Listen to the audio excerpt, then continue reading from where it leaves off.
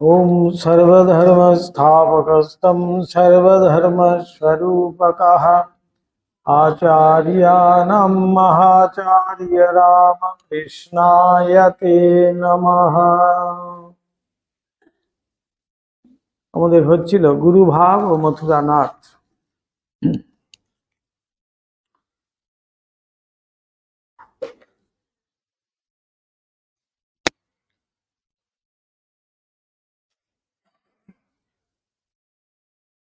আজকে হবে 102, তাই তো? ঠাকুরের নির্লিপ্ততা।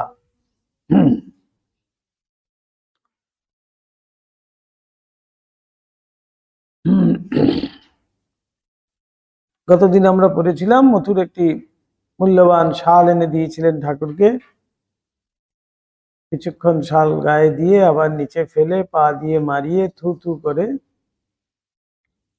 বললেন, আমাকে সংসারী করতে চাস, ইত্যাদি করলেন। এরকম করে মথুরবাবু শালখানির ঐরূপ দুর্দশা হইয়াছে জানিয়াও কিছুমাত্র দুঃখিত হন নাই, বলিয়াছিলেন, বাবা বেশ করেছেন।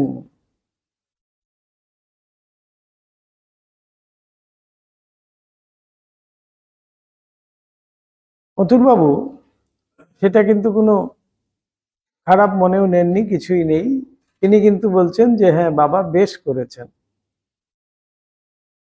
সাধারণত আমরা দেখি, আমরা কাউকে কোনো উপহার দিলে পরে সেটা যদি সে হ্যাপিলি অ্যাকসেপ্ট না করে বা তার যদি মর্যাদা না দেয়, তাহলে আমরা কিন্তু একটু মনক্ষুণ্ণ হই।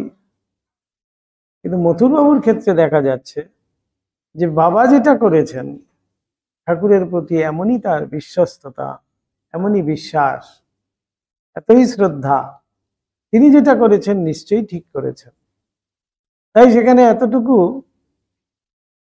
দুঃখিত তো দূরের কথা, তিনি বললেন বাবা যা করেছেন বেশ করেছেন। এইভাবেই কিন্তু মথুর ঠাকুরকে গ্রহণ করেছিলেন। ঠাকুরের সেই ভালোবাসাও আমরা আগেও দেখে এসেছি, মথুরের প্রতি কি ভালোবাসা। ভালোবাসার পাত্র যাকে তিনি ভালোবাসছেন এত, তিনি একটি যদি উপহার দিয়ে থাকেন, তার এমন অনাদর করবেন তাহলে কিভাবে? এখানেই ঠাকুর দেখাচ্ছেন যে তার কাছে সেগুলো কোনো মূল্যহীন। অর্থাৎ ভগবানের কাছে একমাত্র ভক্তিটাই হলো গিয়ে মূল্যবান। তাই ঠাকুরের কথাই আছে, আমি ভগবানকে কি দিচ্ছি সেটা কিন্তু তিনি দেখেন না, কিভাবে দিচ্ছি সেটাই তিনি দেখেন।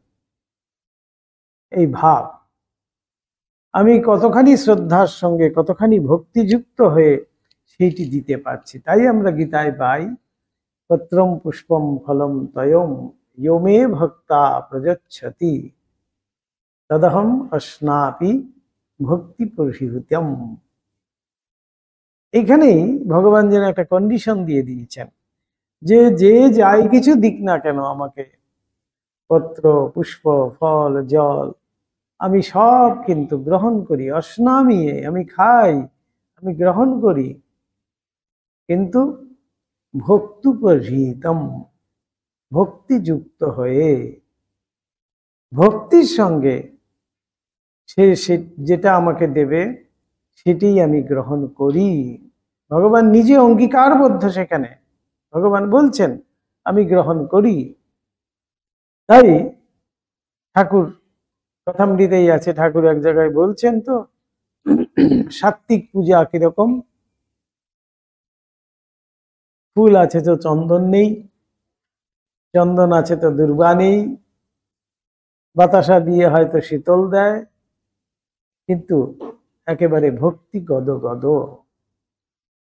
যাই দিচ্ছে সে, সামান্য একটু হয়তো জল দিতে পারছে ঠাকুরকে, কিন্তু তার সঙ্গে ভক্তি এতটাই যুক্ত, তাই ভগবান সেটি গ্রহণ করেন। কেননা ভগবান স্বয়ং নিজ মুখে অঙ্গীকারবদ্ধ, তিনি বলে আমি খাই, গ্রহণ করি। তাই সুদামার ক্ষেত্রে আমরা দেখতে পাচ্ছি তিনি একটি দানা চালের ভাতের দানা একটি দিয়েছিলেন, বলেছিলেন যে হে বিশ্বাত্মা, আমি তোমাকে আর কি খাওয়াতে পারি। তবু আমার যেটা আজকে খাদ্য, সেটি আমি তোমাকে আগে অর্পণ করব, তারপরে আমি সেটি খাবো। সেই একটি দানাই কিন্তু তিনি দিয়েছিলেন এবং ভগবান সেটি গ্রহণ করলেন। এবং বিশ্ব সংসারের, যেহেতু তিনি বিশ্ব আত্মা, বিশ্বের আত্মা স্বয়ং ভগবান, তাই তিনি যখন তৃপ্ত হয়েছেন, জগতের সবাই তৃপ্ত হয়ে গেল। এমনই বলছেন, ভক্তের অধীনেই ভগবান থাকেন। ভগবানের অধীনে কিন্তু ভগবান ওই ভক্ত নয়, ভক্তের অধীনে ভগবান থাকেন। ভক্তর কাছে এমনই একটা জোর আছে, যেন তার এমনই সেই অধিকার জন্মায়। এই ভক্তি একমাত্র সেই অধিকার এনে দেয়। তাই এখানেও আমরা তাই দেখতে পাচ্ছি,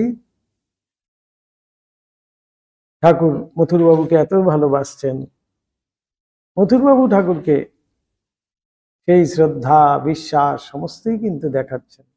তাই তিনি এতটুকু মনক্ষুণ্ণ তো হলেনই না, বরং বললেন যে বাবা যা করেছেন ভালোই করেছেন।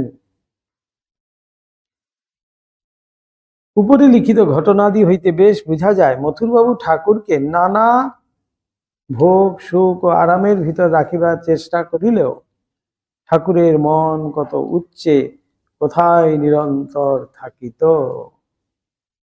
তাই ঠাকুর থুতু করে ফেলছেন, সেই এত মহামূল্যবান শালটাকে পা দিয়ে মারাচ্ছেন আর বলছেন আমায় বিষয়ী করতে চাস। যেখানেই থাকুন না কেন, এ মন সর্বদা আপন ভাবে বিভোর। অপর সকল মন যেখানে কেবল অন্ধকারের উপর অন্ধকার রাশি পুঞ্জীকৃত দেখে, সেখানে এ মন দেখে আলোয় আলো, ছায়াবিহীন হ্রাস বৃদ্ধি রহিত আলো। যে আলোর সম্মুখে চন্দ্র সূর্য তারকার উজ্জ্বলতা, বিদ্যুতের চকমকানি, অগ্নিত্বকা কথা সব মিটমিটে প্রায় অন্ধকার তুল্য। আমাদের উপনিষদের আছে, নতত্র সূর্য ভাতি ন চন্দ্র তারকম, নেমা বিদ্যুৎ ভান্তি কুতয়মগ্নিঃ, তমেব ভান্তম অনুভাতি সর্বম, তস্য ভাষা সর্বমিদং বিভাতি। যখন এই দীপ আরতি আমরা করি ঠাকুরকে, একটা ছোট্ট দ্বীপ দেখিয়ে আমরা বলছি অগ্নিজ্যোতিরভিজ্যোতিশ্চন্দ্র জ্যোতি তথৈব চ জ্যোতিষম জ্যোতিমুত্তমম দীপয়ং প্রতিগৃহ্যতাম। এইভাবে তাকে নিবেদন করছি সেই দ্বীপ। কিন্তু যিনি এই চন্দ্র সূর্য আলো দিচ্ছেন, যিনি নক্ষত্রাদিকে পর্যন্ত আলো দিচ্ছে, তাকে আমি প্রকাশ করব এই ছোট্ট একটি দ্বীপ দিয়ে? যিনি নিজেই সমস্ত কিছু প্রকাশ করছেন, তাকে আর আমি এই ছোট্ট দ্বীপ দিয়ে আর কি প্রকাশ করব? এটি হলো কি আমাদের দীনতা, বিনম্র শ্রদ্ধা বলা হচ্ছে তাঁর প্রতি। অগ্নিত্ব কা কথা, এই ছোট্ট অগ্নি দিয়ে আমি আর তাকে কি প্রকাশ করব? সব মিটমিটে প্রায় অন্ধকার তুল্য। সেই আলোকময় রাজ্যেই এ মনের নিরন্তর থাকা। ছায়াবিহীন বলছে, এমনই আলো সেখানে কোনো ছায়া নেই, ছায়াবিহীন সেই আলোতেই আলো সব সময়, সেখানেই তিনি বিরাজ করছেন। যেখানে অন্ধকার বলতে কিছু নেই, সেখানে তিনি বিরাজ করছেন। আর এই হিংসা দেশ কপটতা পূর্ণ কামক্রোধের চির আবাস ভূমি এই রাজ্যে যেন এই মনের দুদিনের জন্য করুণায় বেড়াইতে আসা, এই মাত্র করুণায়।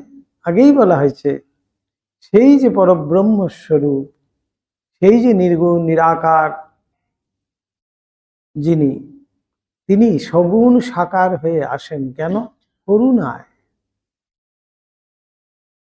তিনি সগুণ সাকার হয়ে, বিগ্রহ হয়ে, মানুষ হয়ে আমাদের সামনে এসে আমাদেরকে পথ দেখান, যাতে আমরা এই সংসার অন্ধকার থেকে উদ্ধার হতে পারি।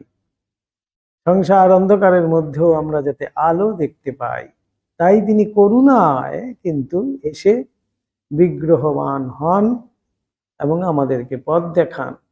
তাই বলছেন এই কিছুদিনের জন্য যেন এখানে বেড়াতে আসা।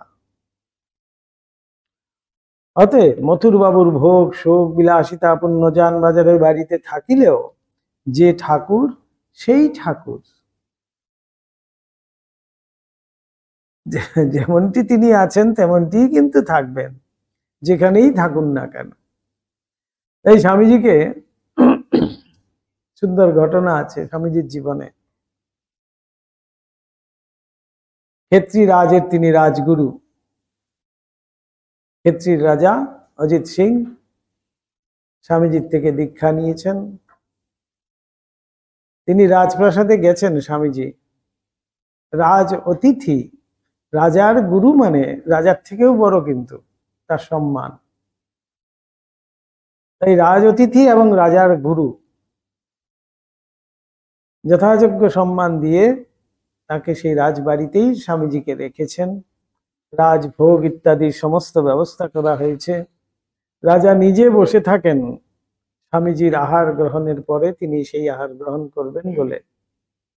আবার চুপি চুপি রাত্রিবেলা রাজা অন্ধকারের মধ্যে স্বামীজির কক্ষে প্রবেশ করেন, করে একটু পদসেবা করার জন্য। স্বামীজি একদিন লাফিয়ে উঠেছেন, বলছেন এ কি করছো রাজা, লোকে দেখলে কি বলবে? বলছে দিনের বেলা তো আর আসতে পারি না, তাই রাত্রিবেলা একটু এসে আপনার যদি একটু পদসেবা করতে পারি। এমনই শিষ্য সেই অজিত সিং। সেই স্বামীজি সেই রাজ দরবারে আছেন, রাজ অতিথি হয়ে ফিরে এসছেন। বরানগর মঠে সবাই জিজ্ঞেস করছেন, তুমি তো সন্ন্যাসী, কপটদক শূন্য সন্ন্যাসী, গাছতলার সন্ন্যাসী, তুমি রাজার অতিথি হলে কিভাবে, রাজভোগ কিভাবে গ্রহণ করলে? তখন স্বামীজি ঠিক এই কথাই বলেছিলেন, যেই ঠাকুর সেই ঠাকুর। তাই তো স্বামীজি বলেছিলেন যে এই বরানগর মঠে তেলাকুচো পাতা সেদ্ধ আর ভাত যেমনটি আমার কাছে ছিল, সেখানে রাজভোগ খেয়েও আমার মনের অবস্থা তেমনি ছিল। মনের কিন্তু এদিক ওদিক হয়নি। সাধারণত আমাদের সাধারণ মানুষের কি হয়, মনের বিচলিত, আমাদের বিভ্রান্ত হয়ে যাই আমরা। যখনই ভালোটা পাই বেশ আনন্দিত হয়ে উঠি, যখনই খারাপটা পাই খুব বিমর্ষ হয়ে পড়ি। একটা ইমব্যালেন্স আমাদের মধ্যে তখন কাজ করে। কিন্তু এই স্বামীজির বলছেন এমনই সেই মনের অবস্থা। তিনি তখন যেমনটি আনন্দে পরিপূর্ণ ছিলেন, ঠিক রাজ অতিথি হয়েও সেই আনন্দই কিন্তু বজায় রেখেছেন। মায়ের ক্ষেত্রেও আমরা ঠিক তাই দেখতে পাই। এত কষ্ট স্বীকার করেও তিনি দক্ষিণেশ্বরে নহবতে ঘরে আছেন, বলছেন আনন্দের পূর্ণ ঘর যেন বিরাজ করছে। এতটুকু নিরানন্দ কখনো আমার মধ্যে আসেনি, এত অসুবিধের মধ্যেও কিন্তু মায়ের। তাই এই মনটি হলো গিয়ে সব। যে ঠাকুর সেই ঠাকুর, নির্লিপ্ত নিরহংকার, আপন ভাবে আপনি নিশিদিন মাতোয়ারা। তাই ঠাকুর গাইছেন, আপনাতে আপনি থেকো মন, যেও না কো কারো ঘরে, যা চাবি তা বসে পাবি, খোঁজো নিজ অন্তঃপুরে, পরম ধনই পরশমণি। কেন বলছেন সেটি? এই নিজের ভিতরে যদি আমরা প্রবেশ না করি, তাহলে কিন্তু আধ্যাত্মিকতার পথই আমরা খুঁজে পাবো না। তাই নিজের ভিতরে নিজে প্রবেশ করার বিশেষ প্রয়োজন। সবসময় উপর উপর আমরা ভাবছি, ছটফট করছি, চঞ্চলতায় ভরে আছে, এইটি কিন্তু হবে না। যখনই আমি এই আধ্যাত্ম পথ খুঁজতে আসব, আধ্যাত্ম পথে আমি এগিয়ে যেতে চাইব, তখনই কিন্তু নিজের ভিতরে নিজে প্রবেশ করতে হবে, অর্থাৎ নিজেকে নিয়ে ভাবতে হবে। মহাপুরুষ মহারাজ এক জায়গায় ভারী সুন্দর বলছেন, যখন ধ্যান করবি তখন জানবি তুই আর ঠাকুর ছাড়া এই জগতে আর কিছু নেই। মঠ মিশন পর্যন্ত নেই, ব্রহ্মচারীদের বলছেন মহাপুরুষ মহারাজ, যখন ধ্যান করবি তুই আর ঠাকুর ছাড়া এই জগতে কিছু নেই জানবি, মঠ মিশন পর্যন্ত নেই, এমন করে ধ্যান করতে হবে। অর্থাৎ এই পুরো ভিতরে প্রবেশ করে তাঁর সাথে যুক্ত হয়ে শুধুমাত্র তাকেই দেখতে হবে, তাকেই, তাঁরই চিন্তনে মগ্ন হতে হবে। আমরা কি করি, আনুষঙ্গিক আরো সব অনেক কিছু চিন্তা করতে থাকি। ওইভাবেই বলছেন মনটাকে গুটিয়ে এনে সম্পূর্ণ মনটা সেই লক্ষ্যে দিতে হবে। যেই লক্ষ্য আমি ছুতে চাইছি, যেই লক্ষ্যে আমি পৌঁছতে চাইছি, সেই লক্ষ্যে আমাকে দিতেই হবে, না হলে কিন্তু হবে না। জানবাজারের বাড়িতে সন্ধ্যার প্রাক্কালে ঠাকুর একদিন অর্ধবাজ্যদশায় পড়িয়া আছেন, নিকটে কেহ নাই। ঠাকুরের সমাধি ভাঙিতেছে, বাহ্য জগতের অল্প অল্প হুঁশ আসিতেছে। এমন সময় পূর্বোক্ত হালদার পুরোহিত আসিয়া উপস্থিত। হালদার সেই দক্ষিণেশ্বরের পুরোহিত উপস্থিত। ঠাকুরকে একাকী তদবস্থ দেখিয়াই ভাবিল ইহাই সময়। নিকটে যাইয়া এদিক ওদিক চাহিয়া ঠাকুরের শ্রীঅঙ্গ ঠেলিতে ঠেলিতে বারবার বলিতে লাগিল, ও বামুন, বল না বাবুটাকে কি করে হাত করলি, কি করে বাগালি, বল না, ঢং করে চুপ করে রইলি যে, বল না।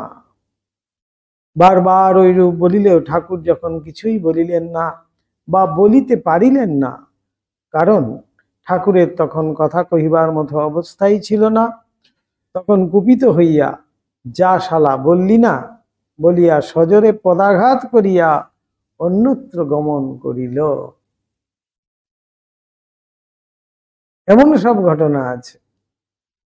ভাবছে কোনো টুকটাক করে বাবুকে হাত করেছে, যে মথুর বাবু কেন ঠাকুরের প্রতি এত শ্রদ্ধাশীল, কেন ঠাকুরকে সবসময় এত দেখাশোনা করে, এত সেবার জন্য উৎসুক হয়ে থাকে, তাই ভেবেছে কোনো টুকটাক করে, কি করে বাগালি। তাই নিরভিমান ঠাকুরের তখন অর্ধবাজ্যদশা, অর্থাৎ একটু একটু হুঁশ আসছে, তাই তো ঠাকুর শুনতেও পেলেন। তাই পরবর্তীকালে ঠাকুর নিজেই কিন্তু এটি বলেছেন এই ঘটনা। নিরভিমান ঠাকুর মথুরবাবু একথা জানিতে পারিলে ক্রোধে ব্রাহ্মণের উপর একটা বিশেষ অত্যাচার করিয়া বসিবে বুঝিয়া চুপ করিয়া রহিলেন। কতটা কৃপা দেখুন। এই যে বলছিলাম করুণা অবতার তিনি, অপরের অনিষ্ট কোনোভাবেই তিনি করবেন না। তাই মথুরকে বললে এখনই তো শাস্তি হয়ে যাবে, তার চাকরিটা তো যাবেই যাবে, উপরন্তু শাস্তিও হবে। তাই তিনি ঠাকুর কিছু কিন্তু বললেন না মথুর বাবুকেও। পরে কিছুকাল পরে অন্য অপরাধে মথুর বাবুর কোপে পড়িয়া ব্রাহ্মণ তাড়িত হইলে একদিন কথায় কথায় মথুরানাথকে ওই কথা বলেন। যখন আর তাকে তাড়িয়ে দিতেই হলো, তখন মথুর বাবুকে একদিন বললেন ঠাকুর ওই কথা। শুনিয়া মথুর ক্রোধে দুঃখে বলিয়াছিলেন, বাবা এই কথা আমি আগে জানলে বাস্তবে কি ব্রাহ্মণের মাথা থাকতো না, গর্দান হয়ে যেত। মথুরবাবু এমন বলছেন। ঠাকুরের গুরু ভাবে অপার করুণার কথা সস্ত্রীক মথুরবাবু প্রাণে প্রাণে যে কত দূর অনুভব করিতে পারিয়াছিলেন, এবং তাহাকে সাক্ষাৎ দেবতা জ্ঞানে যে কত দূর আত্মসমর্পণ করিয়াছিলেন, তাহার বিশিষ্ট পরিচয় আমরা পাইয়া থাকি। ঠাকুরের নিকট তাহাদের উভয়ের কোনো কথা গোপন না রাখায় উভয়ই জানিতেন ও বলিতেন, বাবা মানুষ নন, বাবা মানুষ নন। সেই জন্যই তার কাছে কোনো গোপন কিছু নেই, কিন্তু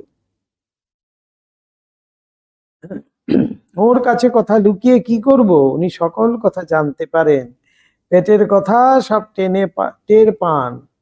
তাহারা উভয়ে যে ওই প্রকারে কথার কথা মাত্র বলিতেন তাহা নহে, কার্যত সকল বিষয়ে ঠিক ঠিক ওইরূপ অনুষ্ঠান করিতেন।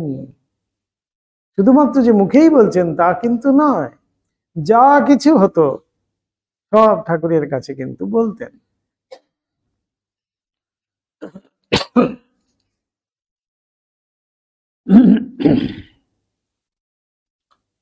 বাবাকে লইয়া একত্রে আহার বিহার এবং এক শয্যায় কতদিন শয়ন পর্যন্ত উভয় করিয়া আছেন। বাবা সকল সময়ে সর্বাবস্থায় অন্দরে অবাধ গমনাগমন করিবেন, তাহাতে কি?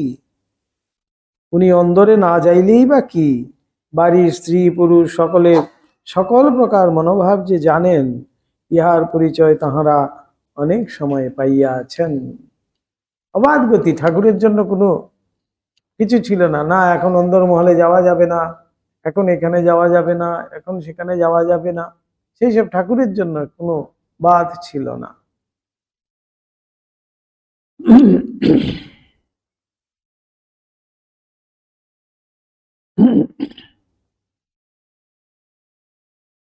বাড়ির স্ত্রী পুরুষ সকলে সকল প্রকার মনোভাব যে জানেন, ইহার পরিচয় তাহারা অনেক সময় পাইয়াছেন।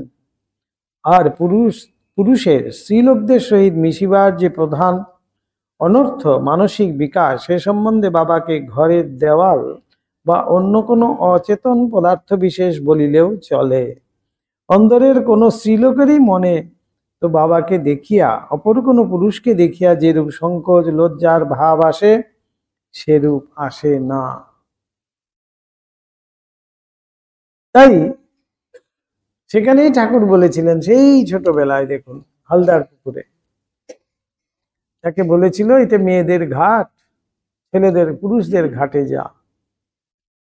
তিনি লুকিয়ে লুকিয়ে সেখানে দেখলেন 4-5 দিন।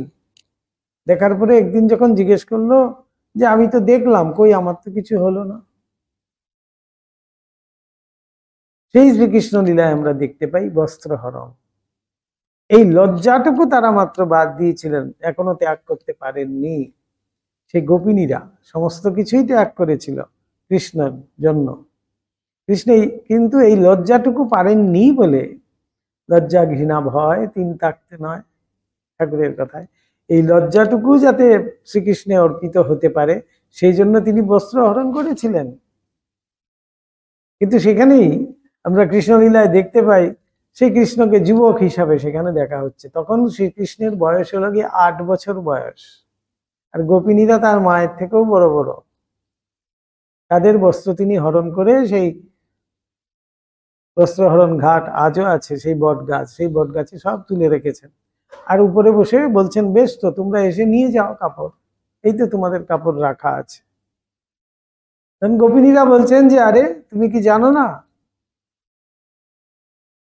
স্ত্রী জাতিকে এইভাবে অপমান করতে নেই? বলছে স্ত্রী আর পুরুষের মধ্যে কি ভেদ কি আছে? অর্থাৎ ভগবানের কাছে এই তো ভেদ নেই, তার মানে সেই লজ্জাটুকুও দিতে হবে। এই লজ্জা যেদিন ত্যাগ করলো সেই দিনই তারা সম্পূর্ণ কৃষ্ণগ্রত প্রাণ হলো। ঠাকুরের ক্ষেত্রে সেইখানে দেখা গেছে, সেই তিনি বললেন যে আমি তো 2-3 দিন দেখলাম পর পর, কই আমার তো কিছু হয়নি। তারপরে মা চন্দ্রমণি দেবী তাকে যখন ঠাকুরকে বোঝালেন, তখন তিনি আর সেটার থেকে বিরত হলেন। এই ক্ষেত্রেও এখানেও দেখা যাচ্ছে, তাকে দেখে কিন্তু কোনো স্ত্রী যে একজন পুরুষ মানুষ একটা সংকোচ হবে, সেটা কিন্তু কখনো হয়নি। সেই সুখদেবের ক্ষেত্রেও আমরা দেখতে পাই, পরমহংস আচার্য সুখদেব তিনি যুবক অবস্থাতেই জন্মেছিলেন এবং জন্মানোর সাথে সাথেই তিনি উলঙ্গ হয়ে জঙ্গলের দিকে হাঁটা দিয়েছেন তপস্যায় নিরত হবেন বলে।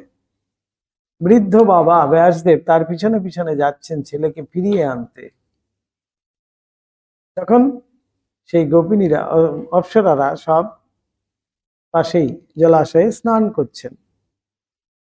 এই সুখদেব চলে গেলেন, যুবক একজন, তিনি উলঙ্গ অবস্থায় হেঁটে যাচ্ছেন তাদের সামনে দিয়ে। তারা কিন্তু এতটুকু সংকোচ বোধ করলেন না।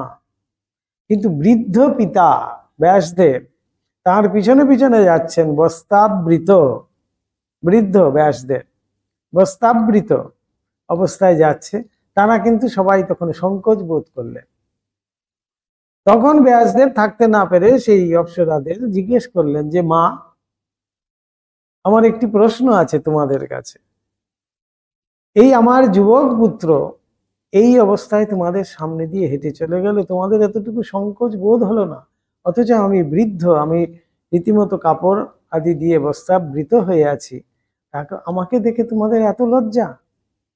বলছি তোমার যে দেহবোধ রয়েছে, তার যে সেই দেহবোধই নাই, সেই জন্য তাকে দেখে আমাদের এতটুকু সংকোচ হলো না। এই ঠাকুরের ক্ষেত্রে আমরা ঠিক তাই দেখতে পাচ্ছি। তাকে স্ত্রী বা পুরুষ বলা যাবে না,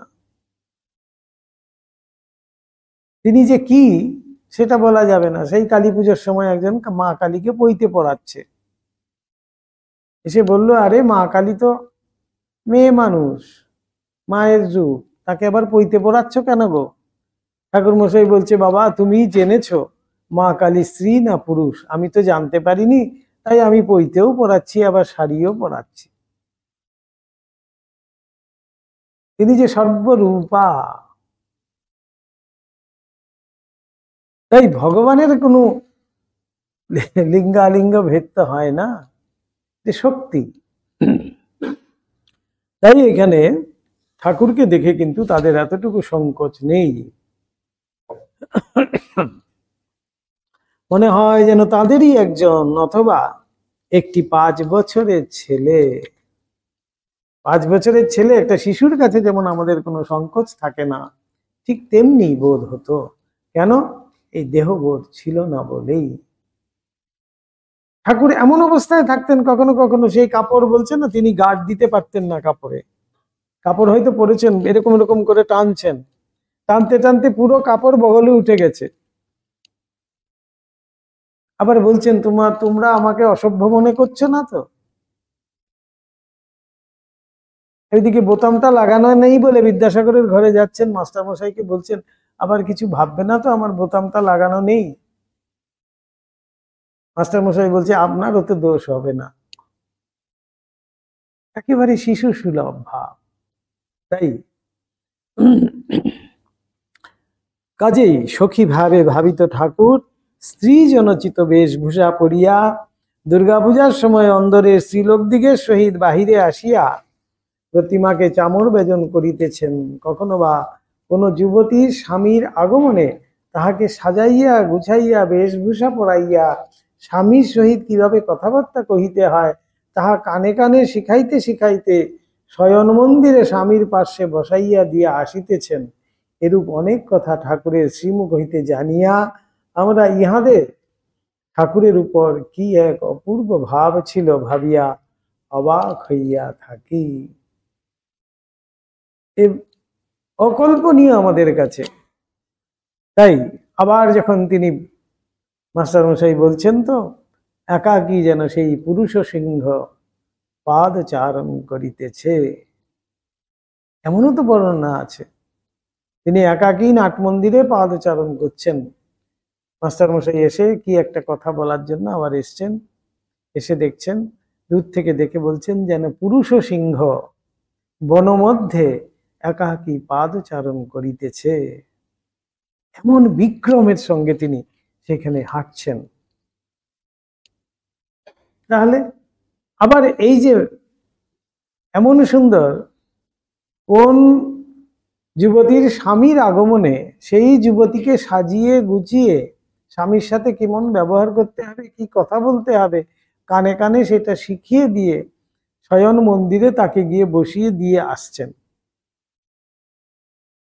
এই যে দুটো আমরা যখন দেখবো, তো কি বলবেন, কি বলা যায়? এটি ভগবানের দ্বারাই কিন্তু সম্ভব। আমাদের কাছে মনে মনে হয়, হ্যাঁ কি ঢং করছে হয়তো, এ আবার হয় নাকি? পুরুষ তো পুরুষই, আর স্ত্রী তো স্ত্রী। কিন্তু তার মধ্যে যে দুটি সত্তা কাজ করছে, তাই তো ভগবানকে বলা হচ্ছে, শিবকে কি বলা হয়? অর্ধনারীশ্বর। আধা পুরুষ আধা স্ত্রী তিনি সর্বদাই। কিন্তু তাই শিবের পূজা যখনই করা হয়, গৌরীর পূজা অবশ্যই করতে হয়। নারায়ণের পূজা করলে পরে অবশ্যই লক্ষ্মীর পুজো করতে হয়। কৃষ্ণের পুজো করলে অবশ্যই রাধার পুজো করতে হয়। ঠাকুরের পূজা করলে অবশ্যই মায়ের পূজা করতে হয়। অর্ধনারীশ্বর তারা, যথাগ্নের দাহিকা শক্তি। ঠিক অঙ্গাঙ্গি ভাবে তারা একেবারে জড়িত হয়ে আছে। এই জন্যই তাদেরকে কখনো স্ত্রী কখনো পুরুষ বলতে পারবো না। আমাদের এই বেলুড় মঠে যখন ঠাকুরের কালী পুজোর রাত্রিরে, ঠাকুরের তিথি পুজোর দিন রাত্রিবেলা ঠাকুরের মূর্তিতেই তো কালী পুজো করা হয়। আমরা প্রত্যেক, আজ তো কত বছর ধরে দেখছি, প্রত্যেকের মনে কিন্তু তাই, ঠাকুরকে একটি সুন্দর লাল টিপ পরানো হয়, একটি লাল সিল্কের বেনারসি পরানো হয়, একটি ছোট্ট মালা পরানো হয়, দেখে পরিষ্কার মনে হবে কোনো শ্রী মূর্তি বসে আছে। আবার পরের দিন সকালবেলা দেখছি যে আরে সেই শ্রীমূর্তি যেন কোথায় চলে গেল। সেই সারাক্ষণ, এই সারা রাত্র যখন কালী পুজো চলছে, পরিষ্কার ঠাকুরের মধ্যে সেই স্ত্রী ভাব যেন, মায়ের সেই রূপটি যেন প্রকটিত হয়ে উঠে। আবার পরের দিন সন্ন্যাসের সময় যখন ঠাকুরকে দেখছি, তিনি যেন সর্বত্যাগী সেই সন্ন্যাসী রাজা হয়ে বসে আছেন, সবাইকে আহ্বান করছেন আলিঙ্গন দেওয়ার জন্য ভোরবেলা। কি অপূর্ব সেই দৃশ্য সমস্ত। আজও কিন্তু এই মূর্তিটা আর সাধারণ মূর্তি নয়, একেবারে জাগ্রত মূর্তি, তাই হয়তো এমনটি অনুভব হয়। তাই ঠাকুরকে আমরা যখন দেখি, তার সেই অপূর্ব ভাব, অপূর্ব এই বৈচিত্র্যময় তার ভাব,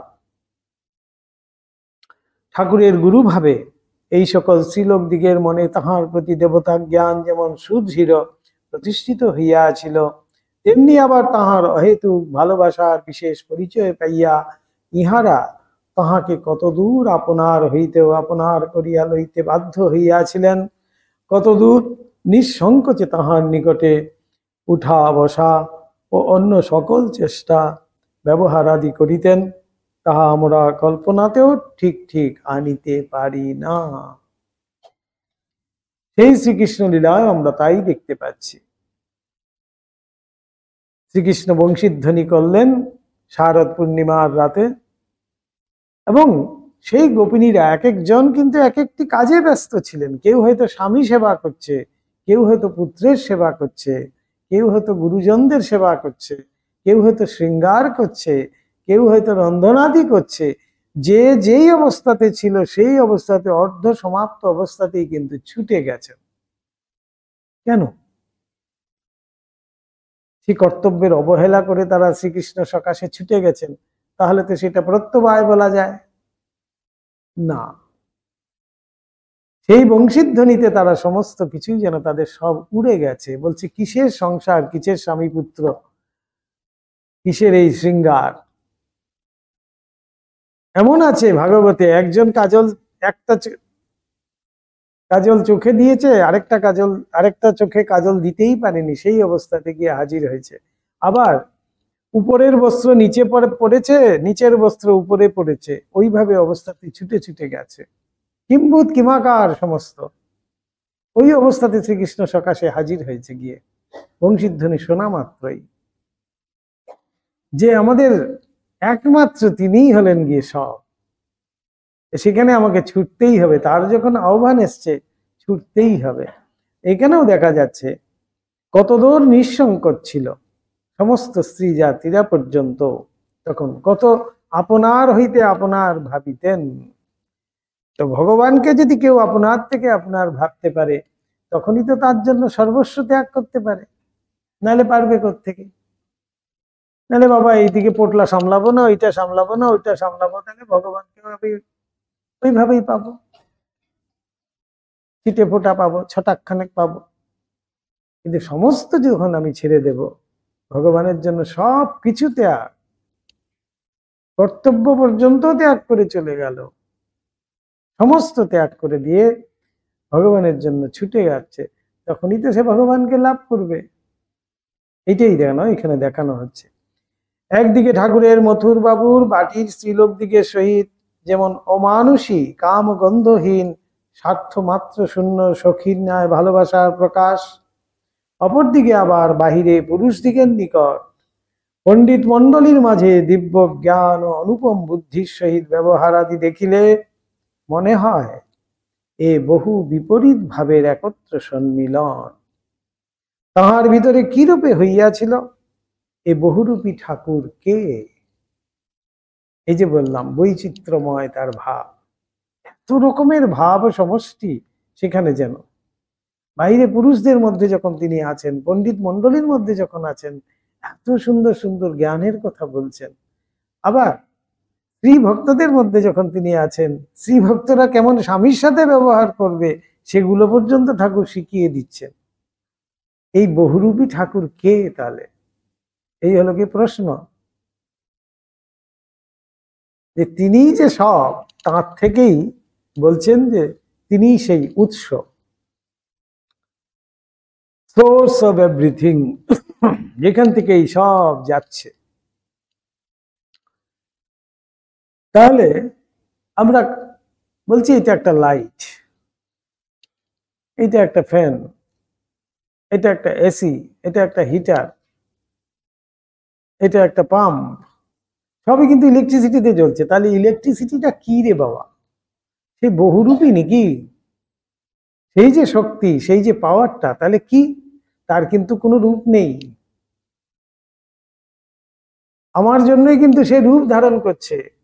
আমি যেমনটি রূপ দিতে চাইছি, সে কিন্তু তেমনটি রূপে আমার কাছে জ্বলে উঠছে। কখনো টিউব লাইটে জ্বলছে, কখনো ছোট লাইটে জ্বলছে, কখনো বড় লাইটে জ্বলছে, কখনো মাইক হিসাবে চলছে, কখনো পাম্প হিসাবে চলছে। সেই একই ইলেকট্রিসিটি, কিন্তু তার কি কোনো রূপ আছে? সত্যিই তো সেই বহুরূপী। তাহলে তাহলে এখন এখানেই প্রশ্ন, এই বহুরূপী ঠাকুর কে? দক্ষিণেশ্বর ঠাকুরবাটিতে রাধা গোবিন্দের বিগ্রহ মূর্তিদ্বয় তখন প্রতিদিন প্রাতে পার্শ্বে শয়নঘর হইতে মন্দির মধ্যে সিংহাসনে আনিয়া বসানো হইত, এবং পূজা ভোগ রাগাদির অন্তে 2 প্রহরে পুনরায় শয়ন মন্দিরে বিশ্রামের জন্য রাখিয়া আসা হইত। আরেকটি বিধান ঠাকুর দিচ্ছেন। আবার অপরাহ্নে বেলা 4টার পর সেখানে যে সিংহাসনে আনিয়া পুনরায় সন্ধ্যা আরত্রিকের ও ভোগ রাগাদির অন্তে রাত্রে রাখিয়া আসা হইত। মন্দিরের মর্মর পাথরের মেঝে একদিন জল পড়িয়া পিছল হওয়ায় ঠাকুর লইয়া যাইবার সময় পড়িয়া গিয়া পূজক ব্রাহ্মণ গোবিন্দজির মূর্তিটির পা ভাঙিয়া ফেলিলেন। কি বিপত্তি! একেবারে হুলস্থুল পড়িয়া গেল। পূজারী তো নিজে আঘাত পাইলেন, আবার ভয়ে কম্পমান। তার হাত ভেঙেছে না পা ভেঙেছে সেটা বড় কথা নয়, এখন এই বিগ্রহের যে পা ভেঙে গেছে, এইবার কি হবে? পুরোহিত তো ভয়ে কম্পমান, তার তো চাকরি গেল।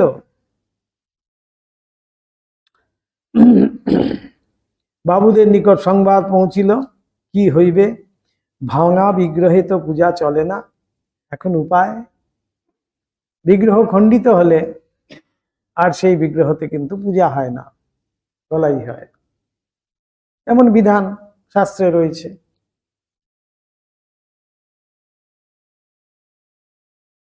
রানী রাসমণি ও মথুরবাবু উপায় নির্ধারণের জন্য শহরের সকল খ্যাতনামা পণ্ডিতদের সম্ভ্রমে আহ্বান করিয়া সভা করিলেন। যে সকল পণ্ডিতেরা কার্যবশত উপস্থিত হইতে পারিলেন না, তাহাদেরও মতামত সংগৃহীত হইতে লাগিল। একেবারে হইচই ব্যাপার, এবং পণ্ডিতবর্গের সম্মান রক্ষার জন্য বিদায় আদায়ে টাকারও শ্রাদ্ধ। পণ্ডিতরা সেখানে যদি বিদায়ের টাকা না পায় তাহলে তো আর যাবে না। রাজবাড়িতে ডেকেছে মানে তো মহানন্দে যাচ্ছে, কেন ভালো বিদায় আদায় পাবে। পণ্ডিতেরা পাঁজি পুঁথি খুলিয়া বারবার বুদ্ধির গোড়ায় নস্য দিয়া বিধান দিলেন। আগের দিনে পণ্ডিতরা ছিল না, বেশ একটা নস্য টান দিতেন, দিয়ে একটা কিছু বলবেন, আবার একটা নস্য টান দিয়ে আবার একটা কিছু বলবেন। এটা নস্য নিয়ে বেশ সুন্দর একটা ঘটনা আছে। এক মাস্টার মশাই, নস্য নেওয়া মাস্টার মশাই আর কি, ক্লাসে পড়াচ্ছেন। ছেলেদেরকে, ছেলেরা এবার চলে যাবে, অনেকদিন স্কুল করেছে, সেই মাস্টার মশাই ছেলেদেরকে বলছেন যে দেখো, আমার একটি তোমাদেরকে একটি যুক্তি আছে, আমার একটা উপদেশ মনে করো, সেটি জীবনে রক্ষা করার চেষ্টা করো। বলুন বলুন স্যার বলুন। বলছেন বর্ষগল লস্য লইবেলা। বুঝতে পারছেন?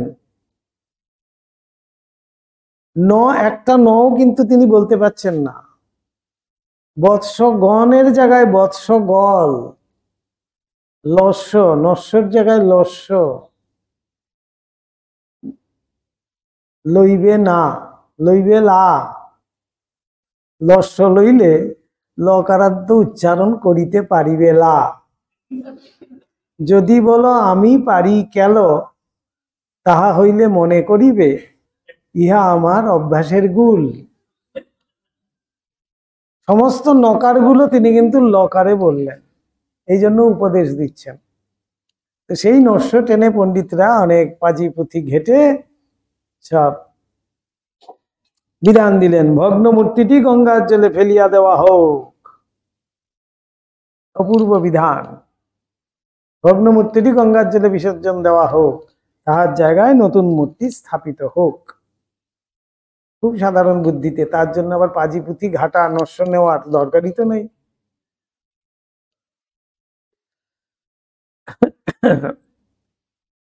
কারিগরকে মূর্তি গঠনের আদেশ দেওয়া হইল, আবার নতুন মূর্তি হবে। সভাভঙ্গকালে মধুরবাবু রানীমাতাকে বলিলেন, ছোট ভট্টাচার্য মহাশয়কে এ বিষয়ে জিজ্ঞাসা করা তো হয় নাই। তাকে জিজ্ঞেস না করে তার ফাইনাল করা যাচ্ছে না। এইবার তার কাছে যাওয়া হলো, তিনি কি বলেন জানিতে হইবে বলিয়া ঠাকুরকে ওই বিষয়ে মতামত জিজ্ঞাসা করিলেন। ঠাকুর ভাব মুখে বলিতে লাগিলেন, রানীর জামাইদের কেউ যদি পরে ভা ভেঙে ফেলতো, তবে কি তাকে ত্যাগ করে আর একজনকে তার জায়গায় এনে বসানো হতো? কি সুন্দর বিধান দেখুন। অর্থাৎ ভগবানকে যদি আপন না ভাবি, শুধুমাত্র বিগ্রহ মাত্র ভাবি, তাহলেই কিন্তু তার প্রতি এই বিধান, ভগ্ন খণ্ডিত ইত্যাদি স্থায়ী ভাবা। আর যদি আপন ভাবি, কি ভগ্ন কি অভগ্ন, কি খণ্ডিত কি অখণ্ডিত, তিনি যে আমার ভগবান, তিনি যে আমার ঠাকুর, তিনি যে জীবন্ত জাগ্রত, তাহলে সেখানে তো কোনো বিধান নেই। তাই ভক্তির কাছে সমস্ত বিধানই কিন্তু শেষ হয়ে যায়। ঠাকুর তাই সেখানে বিধান দিলেন, এত সুন্দর করে জিজ্ঞেস করলেন, রানীর জামাইদের কারুর যদি পা ভেঙে যেত, তাহলে সেই জামাইকে ফেলে দিয়ে কি আর একটি নতুন জামাই আনা হতো না, তার চিকিৎসার ব্যবস্থা করা হতো? এখানেও সেই রকম করা হোক, মূর্তিটি জুড়ে যেমন পূজা হচ্ছে তেমন পূজা করা হোক। ত্যাগ করতে হবে কিসের জন্য? সকলে ব্যবস্থা শুনিয়া অবাক। তাই তো কাহারও মাথায় তো এ সহজ যুক্তিটি আসে নাই। মূর্তিটি যদি গোবিন্দজির দিব্য আবির্ভাবে জীবন্ত বলিয়া স্বীকার করিতে হয়, তবে সে আবির্ভাব তো ভক্তের হৃদয়ের গভীর ভক্তি ভালোবাসা সাপেক্ষ। ভক্তের প্রতি কৃপা বা করুণায় হৃদয়ে শ্রদ্ধা ভক্তি ভালোবাসা থাকিলে সে আবির্ভাব ভগ্ন মূর্তিতেই বা না হইতে পারে কেন? কিন্তু ঠাকুরের পরবর্তীকালে সেই মূর্তিকে কিন্তু আবার স্থানান্তরিত করা হয়। পাশে যে আছে এখন সেই ভগ্ন মূর্তি আজও কিন্তু আছে। তা আমি একবার পূজ্যপাদ মহারাজের সাথে গেছি, ভিতরে গিয়ে আমাদেরকে পুরো খুলে দেখিয়েছিল কোন জায়গাটায় ঠাকুর যেখানটায় জুড়ে দিয়েছিলেন, তখনকার সময় ধুনো মধু চিনি এইসব দিয়ে আঠা বানানো হতো। সেই সব আঠা দিয়ে ঠাকুর নিজে হাতে জুড়ে দিয়েছিলেন। আবার মহারাজ সেই জায়গাটায় হাত দিয়েছেন ঠাকুরের স্পর্শ আছে বলে, সেটা আমিও কাছের থেকে গিয়ে আমিও স্পর্শ করতে পেরেছি। সেই জায়গাটা, ওই পায়ের জায়গাটা ভেঙে গেছিল, যে ত্রিভঙ্গ যে পাটা আছে সেই পাটা ভেঙে গেছিল। সেটা আজও কিন্তু পাশে রাখা আছে, দেখবেন পাশের। তাই ভগবানের প্রতি যদি সেরকম ভালোবাসা থাকে, তাহলে আর ভগ্ন হলেই বা কি, না হলেই বা কি, তিনি কি আর কখনো খণ্ডিত হতে পারেন? তিনি যে অখণ্ড স্বরূপ। তাকে আবার খণ্ডিত করবে কে? তিনি যে অখণ্ড স্বরূপ, তিনি কখনো খণ্ডিত হতে পারেন না। মূর্তিভঙ্গের দোষাদোষ তো আর সে আবির্ভাবের স্পর্শ করিতে পারে না। তারপর যে মূর্তিটিকে শ্রী ভগবানের এতকাল পূজা করিয়া হৃদয়ের ভালোবাসা দিয়া আসিয়াছি, আজ তাহার অঙ্গ বিশেষের হানি হওয়াতে যথার্থ ভক্তের হৃদয় হইতে কি ভালোবাসার সঙ্গে সঙ্গে হানি হইতে পারে? আবার বৈষ্ণব আচার্যগণ ভক্তকে ঠাকুরের আত্মবোধ সেবা করিতেই উপদেশ দিয়া থাকেন। আপনি যখন যে অবস্থায় যাহা করিতে ভালোবাসি, ঠাকুরও তাহাই ভালোবাসেন ভাবিয়া সেই রূপ করিতেই বলেন। সে পক্ষ হইতেও মূর্তিটি ত্যাগের ব্যবস্থা হইতে পারে না। অতএব স্মৃতিতে যে ভগ্ন মূর্তিতে পূজাদি করিবে না বলিয়া বিধান আছে, তাহা প্রেমহীন ভক্তিপথে সবেমাত্র অগ্রসর ভক্তের জন্যই নিশ্চয়। তাই শাস্ত্রে সেই বিধান দেওয়া হয়েছে। কেন? ভক্তিহীন যারা সকাম উপাসনা করছে তাদের জন্য কিন্তু খণ্ডিত মূর্তি রাখতে নেই। কেননা সেই মূর্তিকে আশ্রয় করেই তারা সেই পথে এগিয়ে যাওয়ার জন্য এসছে। তাদের জন্য যা হোক, অভিমানী পণ্ডিত বর্গের কাহারো কাহারো ঠাকুরের মীমাংসার সহিত মতভেদ হইল, কেহ বা আবার মতভেদ প্রকাশে বিদায় আদায়ে ত্রুটি হইবার সম্ভাবনা ভাবিয়া স্বীয় মত পরিষ্কার প্রকাশ করিলেন না। আর যাহারা পাণ্ডিত্যের সহায় একটু যথার্থ জ্ঞান ভক্তি লাভ করিতে সমর্থ হইয়াছিলেন, তাহারা ঠাকুরের ওই মীমাংসা শুনিয়া ধন্য ধন্য করিতে লাগিলেন। পরে ঠাকুর স্বহস্তে মূর্তিটি জুড়িয়া দিলেন ও তাহার পূজাদি পূর্ববৎ চলিতে লাগিল।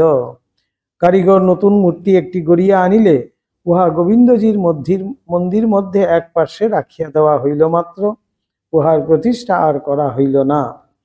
রানী রাসমণি ও মথুরবাবু পরলোক গমন করিলে তাহাদের বংশধরগণের কেহ কেহ কখনো কখনো ওই নতুন মূর্তির প্রতিষ্ঠার আয়োজন করিয়াছিলেন, কিন্তু কোনো না কোনো সাংসারিক বিঘ্ন সেই কালে উপস্থিত হয় ওই কার্য স্থগিত রাখিতে বাধ্য হইয়াছিলেন। কাজেই গোবিন্দজির নতুন মূর্তিটি এখনো সেইভাবেই রাখা আছে।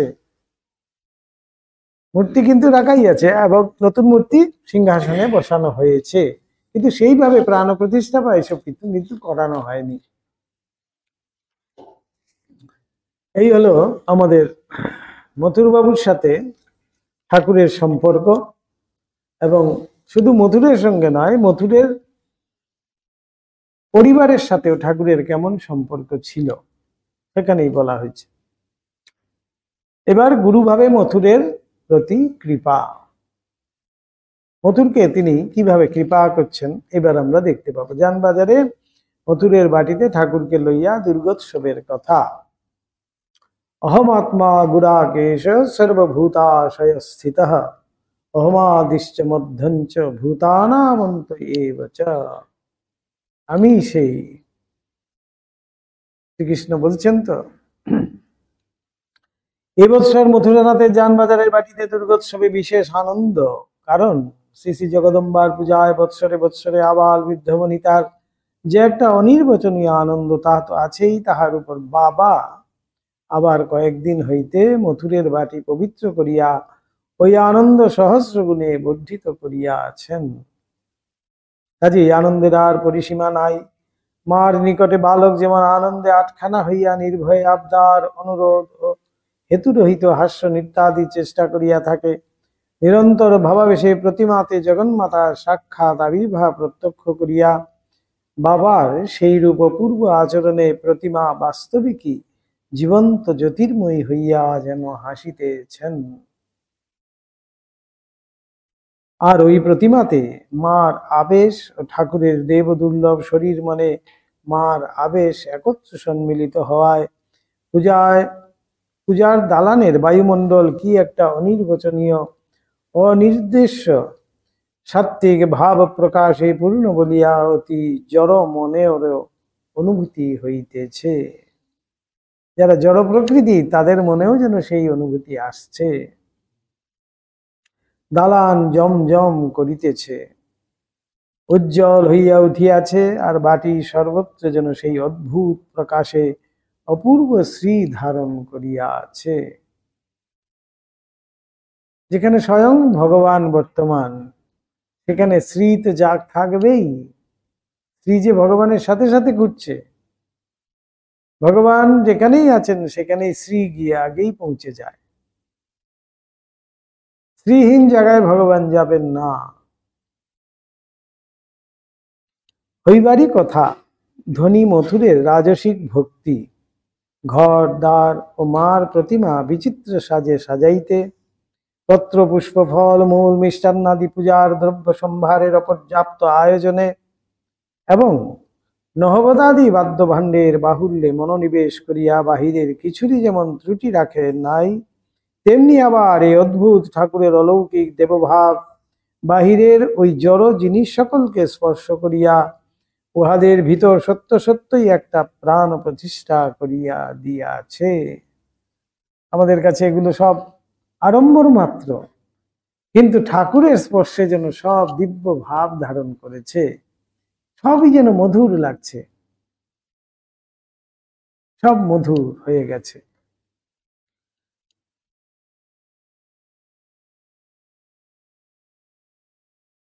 কাজেই তুষারমণ্ডিত হিমালয় বক্ষে চিরশ্যামল দেবদার কুঞ্জের গম্ভীর সৌন্দর্যে সাধু তপস্বীর গৈরিক বসন যে শান্তিময় শোভা আনয়ন করে, সুন্দরী রমণীর কোলে স্তন্যপায়ী সুন্দর শিশু যে করুণা মাখা সৌন্দর্যের বিস্তার করে, সুন্দর মুখে পবিত্র মনোভাব যে অপূর্ব প্রকাশ আনিয়া দেয়, মথুরবাবুর মহাভাগ্যোদয়ে তাহার ভবনে আজ সেই সৌন্দর্যের বিচিত্র সমাবেশ। সমস্ত সৌন্দর্য যেন একত্রিত হয়ে সেই শ্রী প্রকাশিত, সেটাকেই কিন্তু বলা হচ্ছে শ্রী। একেবারে সমাবেশ হয়েছে, যেন পূজা সংক্রান্ত নানা কার্যে সুবন্দোবস্তে নিরন্তর ব্যস্ত থাকিলেও বাবু ও তাহার গৃহিণী যে ওই ভাব সৌন্দর্য প্রাণে প্রাণে অনুভব করিয়া এক অব্যক্ত আনন্দে পূর্ণ হইতেছিলেন, একথা আর বলিতে হইবে না। দুজনেরই মনে, জগদম্বা দেবী এবং মথুরের দুজনেরই মনে যেন একটা অব্যক্ত আনন্দ সবসময় যেন অনুভব করছেন। কেন? ঠাকুরের উপস্থিতিতে। দিবসের পূজা শেষ হইল, তাহারাও কোন রূপে একটু সময় করিয়া বাবার ও জগন্মাতা শ্রীচরণে মহানন্দে পুষ্পাঞ্জলি প্রদান করিলেন। সন্ধ্যা সমাগতা, এইবার শ্রী শ্রী জগন্মাতার আরত্রিক হইবে। বাবা এখন অন্তরে বিচিত্র ভাবে আবিষ্ট হইয়া তাহার পুরুষ শরীরের কথা একেবারে ভুলিয়া গিয়াছেন। কথায় চেষ্টায় কেবলই প্রকাশ যেন তিনি জন্মে জন্মে যুগে যুগে শ্রী শ্রী জগন্মাতার দাসী বা সখী, সখী ভাবে তখন তিনি পূর্ণ। জগদম্বাই তাহার প্রাণ মন, সর্বস্বের সর্বস্ব। মা সেবার জন্যই তাহার দেহ জীবন ধারণ। ঠাকুরের মুখমণ্ডল ভাবে প্রেমে সমুজ্জ্বল, অধরে মৃদু মৃদু হাসি, চক্ষের চাহনি, হাত পা নাড়া, অঙ্গভঙ্গি প্রভৃতি সমস্ত স্ত্রীলোক দিগের ন্যায়। সমস্ত কিছু যেন স্ত্রীলোক দিগের মতো হয়ে গেছে ঠাকুরের। ঠাকুরের পরিধানে মথুরবাবু প্রদত্ত সুন্দর গরদের চেলি স্ত্রীলোকদের ন্যায় করিয়া পড়িয়া আছেন। কে বলিবে যে তিনি পুরুষ? ঠাকুরের রূপ তখন বাস্তবিকই যেন ফাটিয়া পড়িত, এমন সুন্দর রং ছিল। ভাবাবেশে সেই রং আরো উজ্জ্বল হইয়া উঠিত, শরীর দিয়া যেন একটা জ্যোতি বাহির হইত। সে রূপ দেখিয়া লোকে চক্ষু ফিরাইয়া লইতে পারিত না, অবাক হইয়া চাহিয়া থাকিত। শ্রী শ্রী মার মুখে শুনিয়াছে ঠাকুর শ্রী অঙ্গে যে স্বর্ণ ইষ্ট কবচখানি তখন সর্বদা ধারণ করিতেন, তাহার সোনার রঙে ও গায়ের রঙে যেন মেশামেশি হইয়া এক হইয়া যাইত। তাহলে এখন এতটুকু আমরা কল্পনা করতে পারি মায়ের কথার থেকে ঠাকুরের গাত্র আবরণ কেমন ছিল। একেবারে গৌরাঙ্গ, তিনি গৌর অঙ্গ।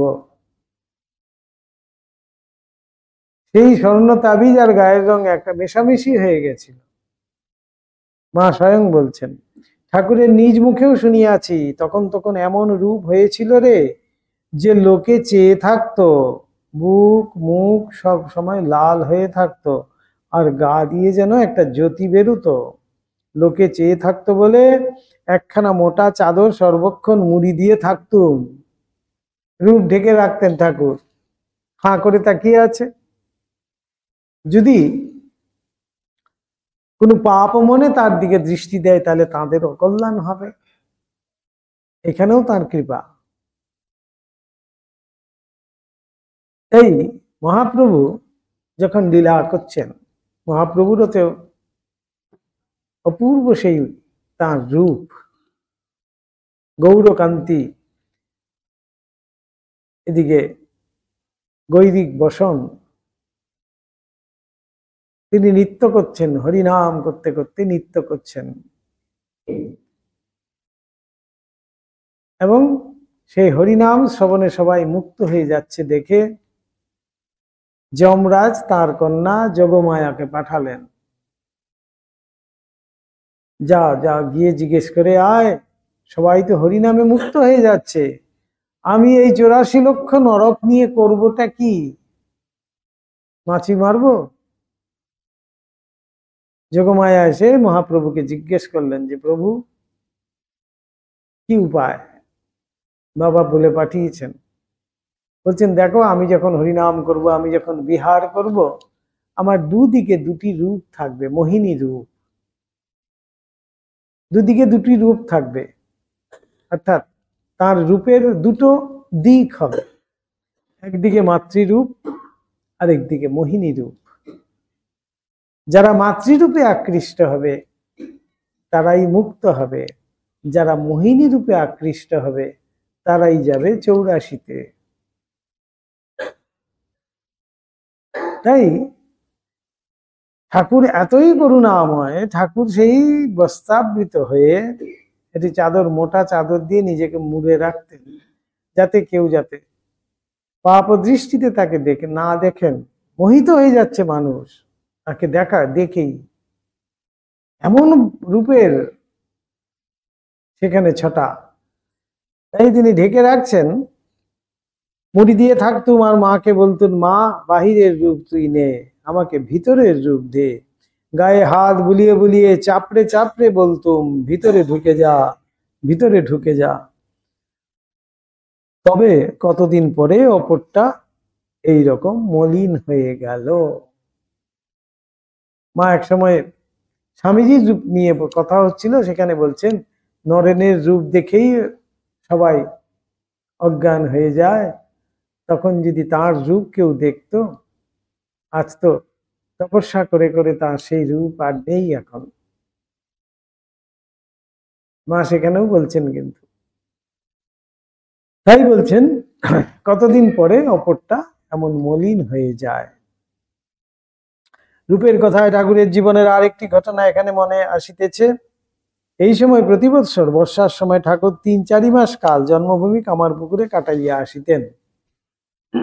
কামারপুকুরে থাকিবার সময় মাঝে মাঝে শিওর গ্রামে ভাগিনী ও হৃদয়ের বাড়িতেও যাইতেন। ঠাকুরের শ্বশুরালয় জয়রামবাটি গ্রামের ভিতর দিয়া শিওরে যাইবার পথ।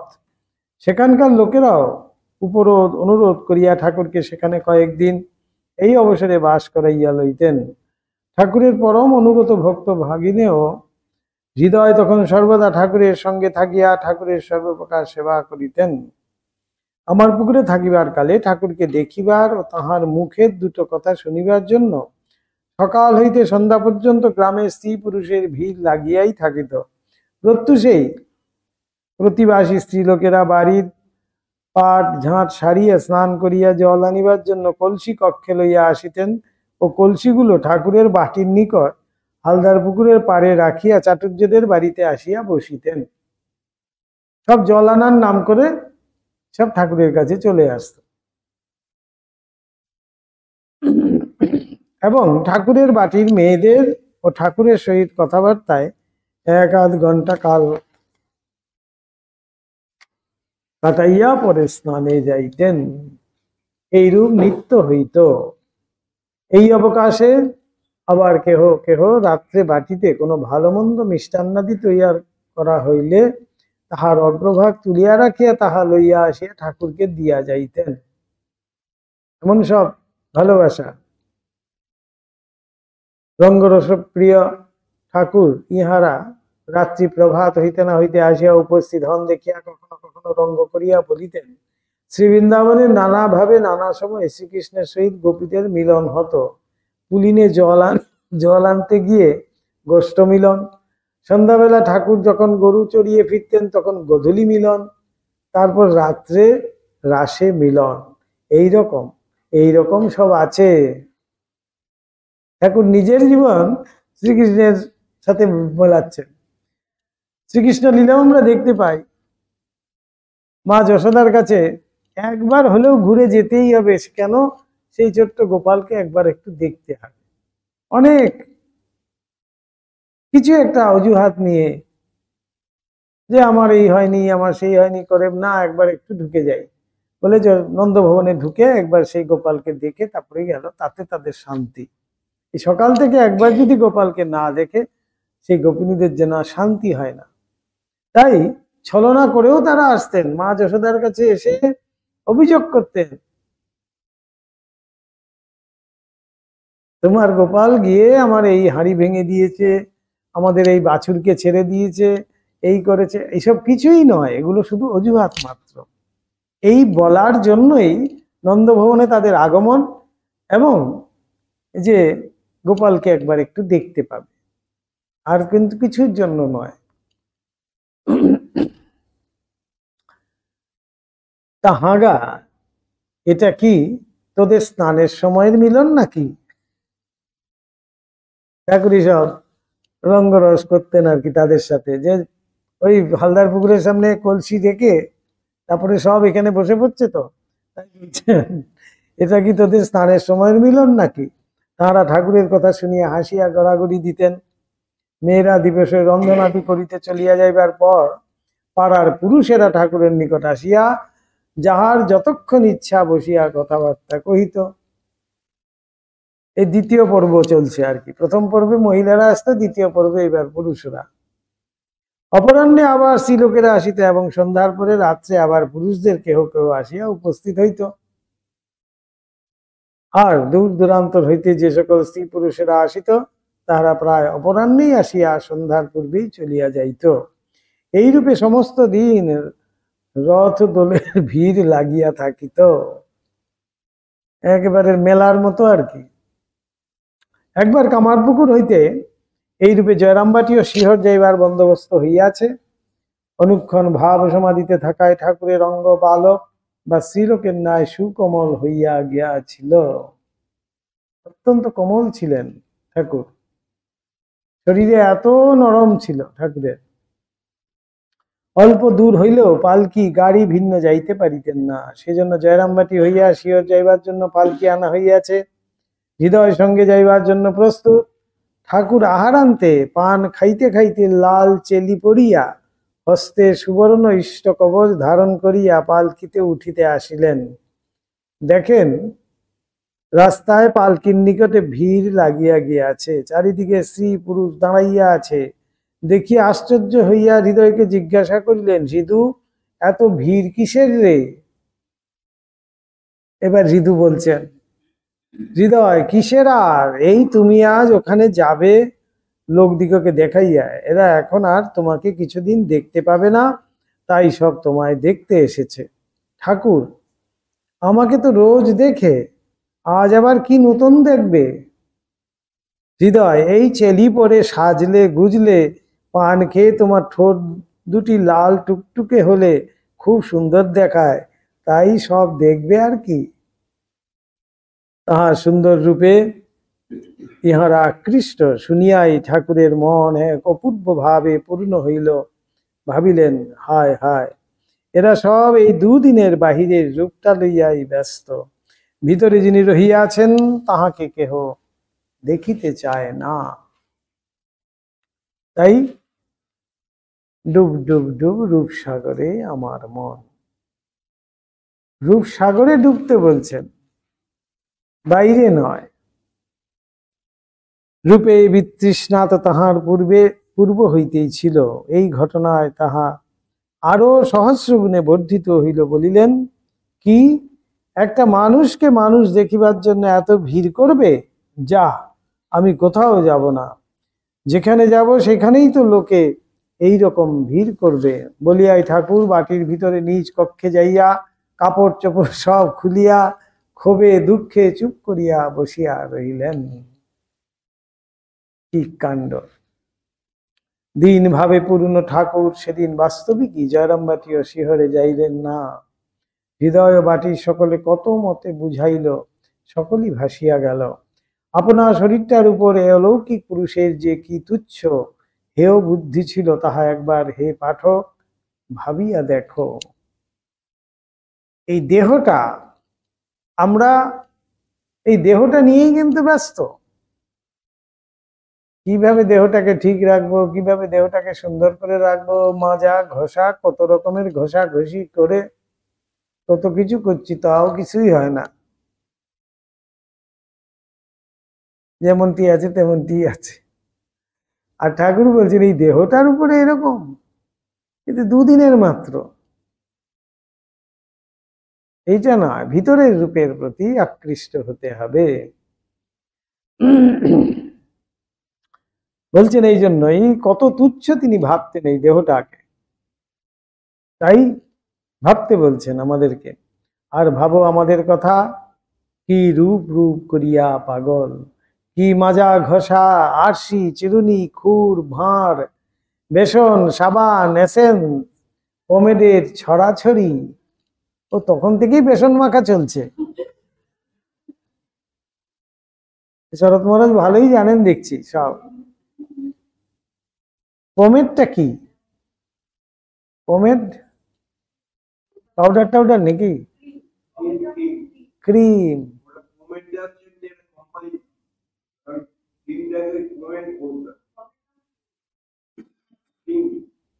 আপনি মাখেন নাকি?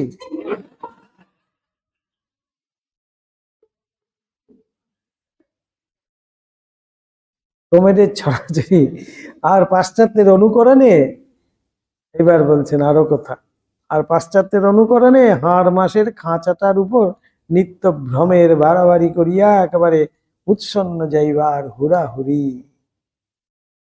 আরো গেলাম আমরা এই অনুকরণে। পরিষ্কার পরিচ্ছন্ন থাকিয়া শুদ্ধ পবিত্রভাবে পূর্ণ থাকা, আর এটা দুই কি এক কথা হে বাপু? Cleanliness is next to godliness. Swamiji বলছেন ক্লিনলিনেসের মানেই হলো গিয়ে শুদ্ধতা, পরিষ্কার পরিচ্ছন্নতা। তার মানেই কিন্তু এই শরীরগত দিয়ে কিন্তু বলা হয়নি, পরিষ্কার পরিচ্ছন্ন থাকতে হবে, শুদ্ধ থাকতে হবে। কেননা নাহলে শুদ্ধ চিন্তা আসবে না। শরীর যদি শুদ্ধ পবিত্র না হয়, আমার শুদ্ধ চিন্তাও কিন্তু আসবে না। যত শরীর শুদ্ধ হবে, পবিত্র হবে, ততই একটা শুদ্ধ ভাইব্রেশন আমার মধ্যে কাজ করবে। সেই শুদ্ধ ভাইব্রেশনের দ্বারাই কিন্তু আমি প্রভাবিত হয়ে সেই শুদ্ধ মনে আমার আসবে। তাই এই পরিষ্কার পরিচ্ছন্নতা বলছেন বিশেষ প্রয়োজন। যাক, আমরা যানবাজারের পূর্ব কথাই বলি। জগদম্বার আরত্রিক আরম্ভ হয়, ঠাকুরের কিন্তু সে ভাব আর ভাঙে না। মথুরবাবুর পত্নী শ্রীমতী জগদম্বা দাসী ঠাকুরকে কোনরূপে প্রকৃতস্থ করিয়া বাটির শ্রীলোকদের সহিত আরতি দেখিতে যাইবেন মনে করিয়াছিলেন, কিন্তু ঠাকুরের ঐরূপ ভাবাবেশের বিরাম নাই দেখিয়া এবং তাহাকে একাকী ফেলিয়া যাওয়াটাও যুক্তিসঙ্গত নয় ভাবিয়া কিং কর্তব্য বিমূঢ়া হইলেন। ভাবিলেন করি কি, আমি যাহাকেই রাখিয়া চলিয়া যাইব, একবার আরতির বাজনা বাজিয়া উঠিলেই সে নিশ্চয়ই তথায় ঊর্ধ্বসাহসে ছুটিবে। আর বাবাও তো ভাবে বিহ্বল হইলে নিজেকে নিজে সামলাইতে পারেন না। একবার দৈরূপে বাহ্য জ্ঞান শূন্য অবস্থায় গুলের আগুনের উপর পড়িয়া যাইয়াও হুঁশ হয় নাই। পরে সে ঘা কতদিনে কত চিকিৎসায় সারিয়াছে। একাকী রাখিয়া যাইলে এ আনন্দের দিনে পাছে ঐরূপ একটা বিভ্রাট হয়, তখন উপায় কর্তাই বা কি বলিবেন। এইরূপ নানা চিন্তা করিতে করিতে হঠাৎ তাহার মনে একটা উপায় আসিয়া জুটিল।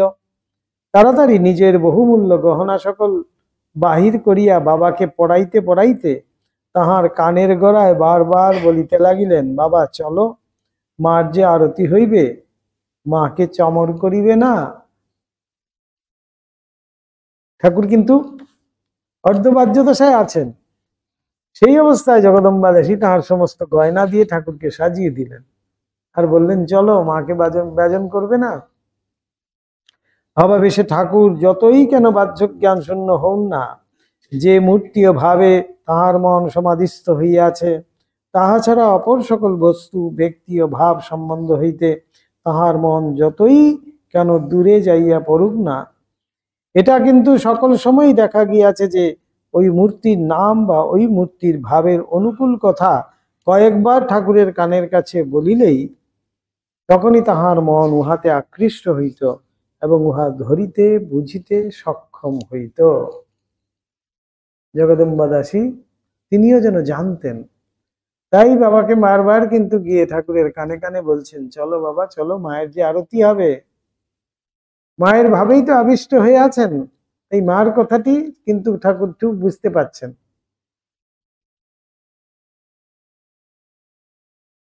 একাগ্র চিত্তের নিয়ম ও আচরণ যে ঐরূপ হইয়া থাকে, তাহা মহামুনি পতঞ্জলি প্রভৃতির যোগশাস্ত্রে সবিস্তার না হোক সাধারণভাবে লিপিবদ্ধ আছে। অতএব শাস্ত্রজ্ঞ পাঠকের ঠাকুরের মনের ঐরূপ আচরণের কথা বুঝিতে বিলম্ব হইবে না। আর বহু পুণ্য ফলে যাহারা কিছুমাত্র চিত্তের একাগ্রতা জীবনে লাভ বা অনুভব করিয়াছেন, তাহারা আরো সহজে এই কথা বুঝিতে পারিবেন। অতএব আমরা প্রকৃত ঘটনারই অনুসরণ করি।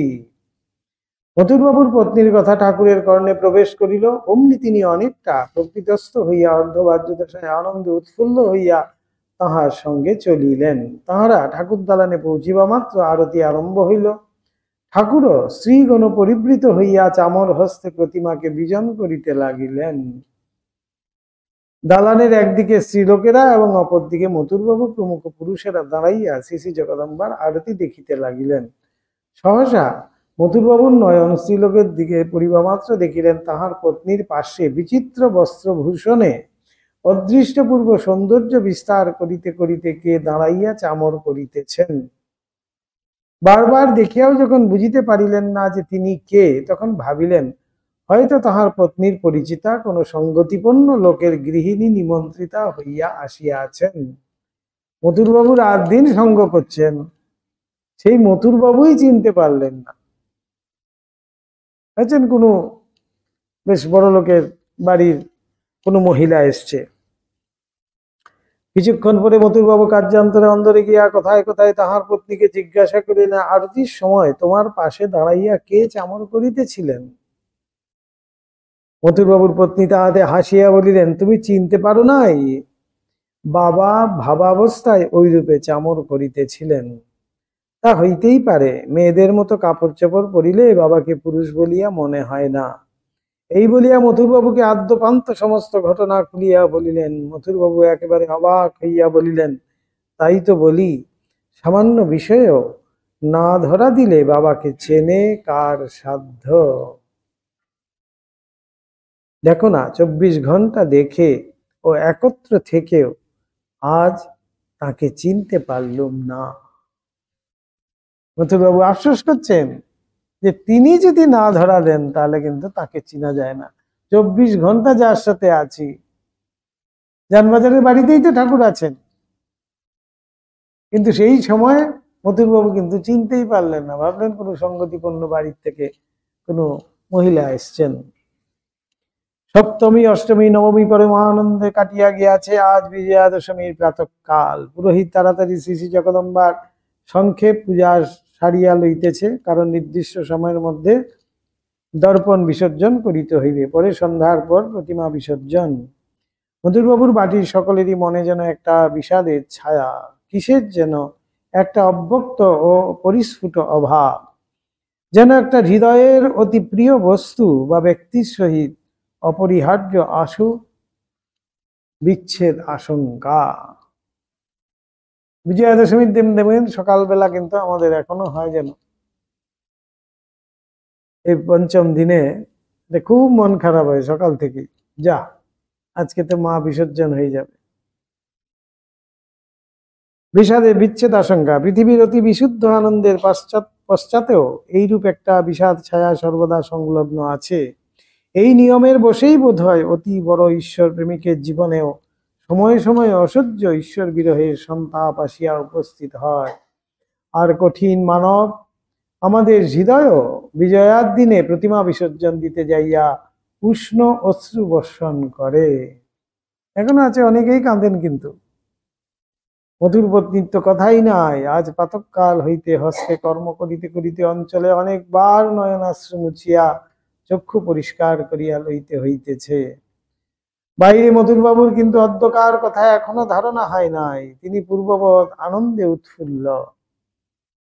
শ্রী শ্রী জগদম্বাকে গৃহে আনিয়া এবং বাবার অলোক সামান্য সঙ্গ ও অচিন্ত কৃপা বলে তিনি আনন্দে আত্মহারা হইয়া আপনাতে আপনি ভরপুর হইয়া রহিয়াছেন।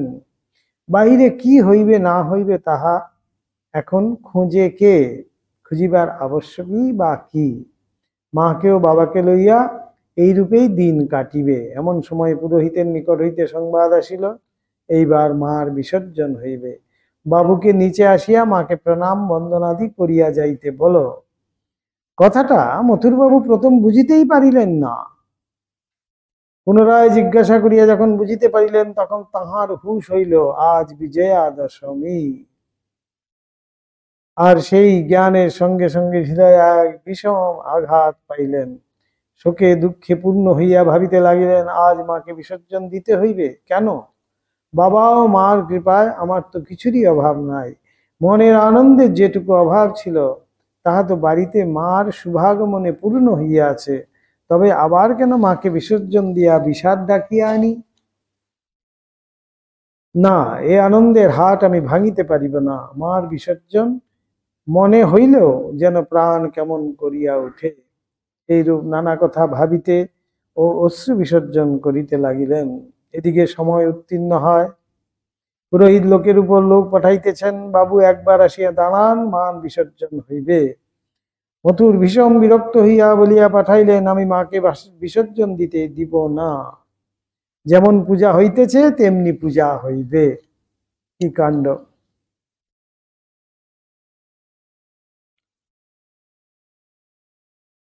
আমার অনভিমতে যদি কেহ বিসর্জন দেয় তো ভীষণ বিভ্রাট হইবে, খুনোখুনি পর্যন্ত হইতে পারে। জমিদার মেজাজ বলে দিয়েছেন। এই বলিয়া মথুরবাবু গম্ভীর ভাবে বসিয়া রহিলেন। ভৃত্য বাবুর ঐরূপ ভাবান্তর দেখিয়া সবহে সরিয়া দাঁড়াইল এবং পূজার দালানে যাইয়া সকল কথা পুরোহিত মহাশয়কে জানাইল। সকলে অবাক।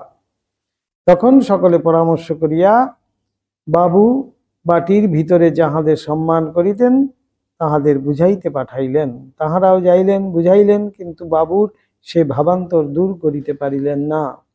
বাবু তাহাদের কথায় কর্ণপাত না করিয়া বলিলেন, কেন? আমি মার নিত্য পূজা করিব। মার কৃপায় আমার যখন সে ক্ষমতা আছে, তখন কেন বিসর্জন দিব? কাজেই তাহারা আর কি করেন? বিমর্ষভাবে ফিরিয়া আসিয়া সিদ্ধান্ত করিলেন, মাথা খারাপ হইয়াছে। কিন্তু ঐরূপ সিদ্ধান্ত করিলেই বা উপায় কি? হঠকারী মতুরকে বাটি সকলেরই ভালো রকম জানা ছিল। সকলেই জানিত ক্রুদ্ধ হইলে বাবুর দিক বিদিক জ্ঞান থাকে না।